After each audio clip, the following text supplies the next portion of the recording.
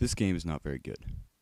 Bill Laimbeer's combat basketball is supposed to be a basketball game, but, well, it's just awful. Looking at the box art, the first thing you need to notice is that basically absolutely nothing of this happens ever in the game. Bill Laimbeer, well, he never appears in the game. There's absolutely no defense that these defenders are trying to do here, so these defenders are definitely inaccuracy. And if Laimbeer is attempting to dunk here, that's another inaccuracy because there is no dunking in the game either. That's just the cover art though, so we can just start the game. When starting a new league, you can rename all the default team names to something else, so if you're stupid and immature like me, you can give them all crude nicknames. Hooray.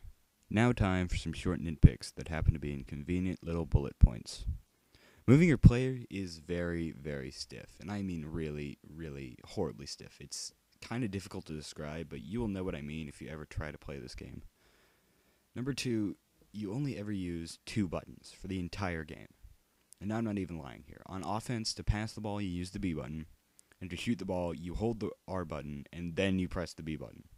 That also rarely works, so oftentimes you'll just pass the ball straight out of bounds instead of actually shooting the ball.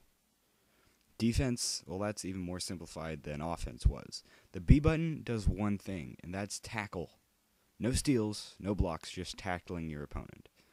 Tackling the opponent will always steal the ball from them, so that makes it very hard to determine who has possession because, well, it constantly changes. 4. You see the other teams in this game always scoring around 60 points. Well, in the one game that I played, we barely broke 10 points, and I only scored 1 basket, so that's kind of unrealistic. The overhead view does not work in any way. For instance, when the ball goes up in the air, there's no real way to tell how far away from the ground it is, and that makes rebounding the ball and also shooting the ball pretty difficult to pull off correctly. And really, there's not a lot of good things to say about this game at all, so you just shouldn't buy it under any circumstances. Just don't.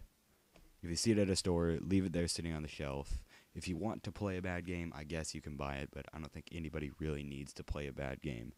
It's just one of those games that's not good, and it's not quite bad enough for somebody to actually laugh about how bad it is. It's just boring, and you just shouldn't play it. And it just...